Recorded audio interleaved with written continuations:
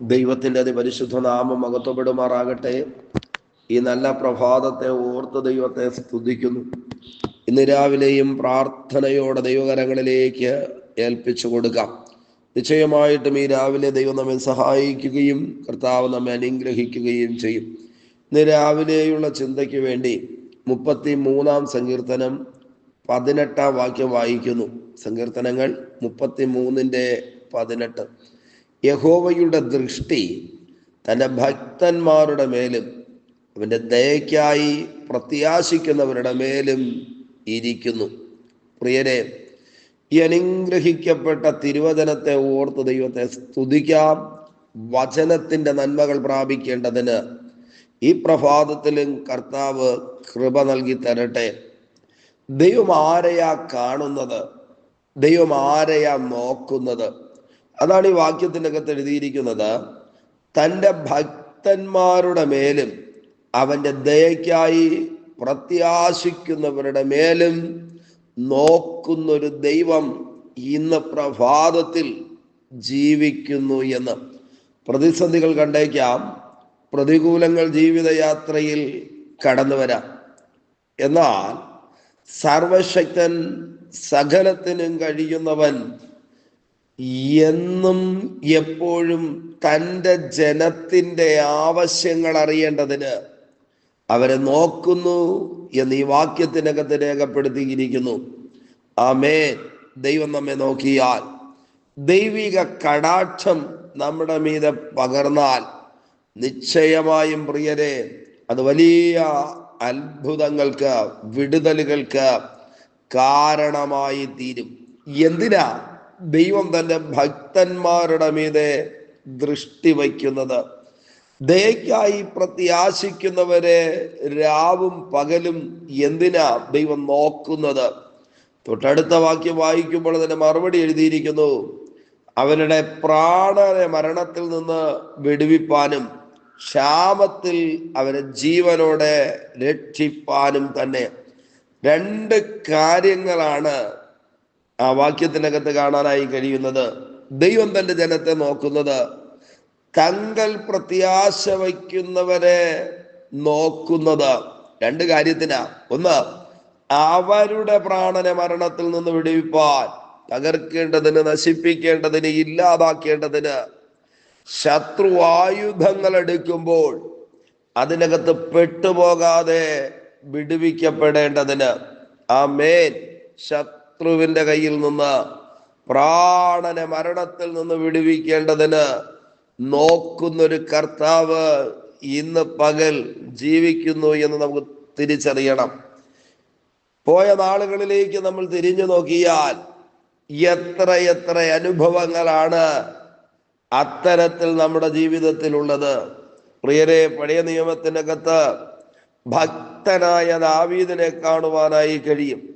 ഒരു കാരണവുമില്ലാതെ ശൗല് ദാവീദിന്റെ നിത്യശത്രുവായി തീർന്നു എന്ന് തിരുവചനം എഴുതിയിരിക്കുന്നു.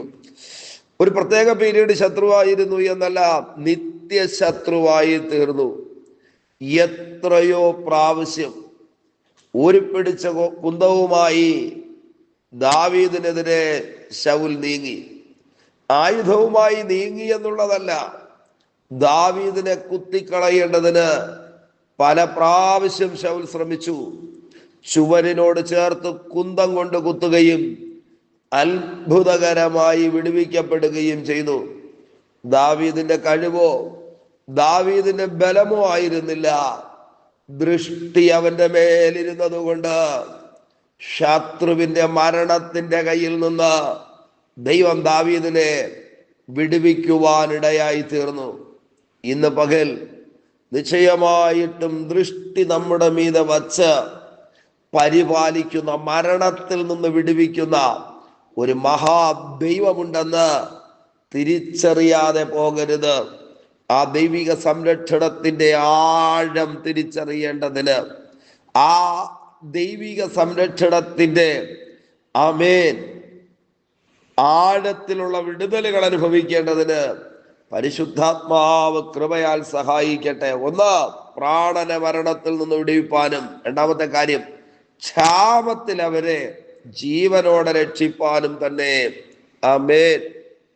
ഇല്ലായ്മകൾ, ബുദ്ധിമുട്ടുകൾ, ദാരിദ്ര്യങ്ങൾ ജീവിതത്തിൽ കടന്നു വരുമ്പോൾ, ആമേൻ, നിലനിൽപ്പ് തന്നെ ചോദ്യചിഹ്നമായി മാറുമ്പോൾ, എല്ലായിടത്തു നിന്നും ഒരുപോലെ പ്രതിസന്ധികൾ ഉയർന്നു വരുമ്പോൾ, ഈ വാക്യത്തിനകത്ത് എഴുതിയിരിക്കുന്നു, പ്രാണനെ മരണത്തിൽ നിന്ന് വിടുവിപ്പാൻ.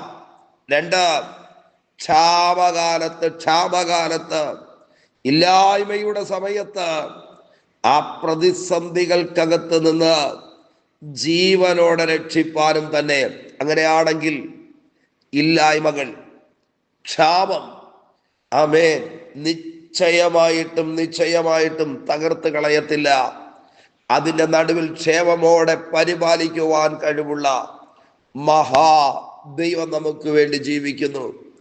നമുക്കറിയാം, ദേശത്ത് ക്ഷാമം കഠിനമായിരിക്കുമ്പോൾ ദൈവം പ്രാർത്ഥിക്കുന്നവനെ കരുതിയ വിധങ്ങൾ, കാക്കയോട് കൽപ്പിച്ചത്, കേരിത് തോട്ടിൽ ക്രമീകരണങ്ങൾ ചെയ്തത്, ഇന്ന് പകൽ നമുക്ക് വേണ്ടി അത് ചെയ്തു തരുവാൻ, നമ്മുടെ ജീവിതയാത്രയിൽ അത് ചെയ്യുവാൻ കഴിവുള്ള മഹാദൈവത്തെയാണ് നാം സേവിക്കുന്നത് എന്ന് തിരിച്ചറിയാതെ പോകരുത്.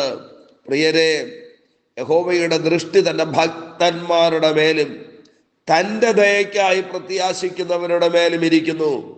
എന്തിന്? അവരുടെ പ്രാണനെ മരണത്തിൽ നിന്ന് വിടുവിപ്പാൻ, ക്ഷാമത്തിൽ അവരെ ജീവനോടെ രക്ഷിപ്പാനും തന്നെ.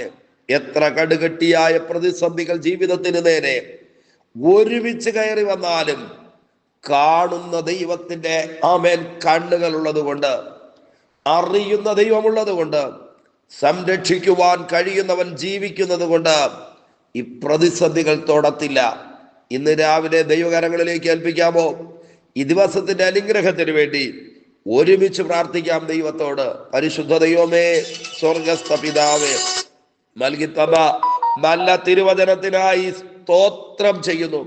വചനത്തിന്റെ വിടുതലുകൾ, നന്മകൾ, അത്ഭുതങ്ങൾ പ്രാപിക്കേണ്ടതിന് ഈ സന്ദേശം കേട്ടുകൊണ്ട് പ്രാർത്ഥിക്കുന്ന മുഴുവൻ പേരെയും ദൈവം സഹായിക്കണമേ.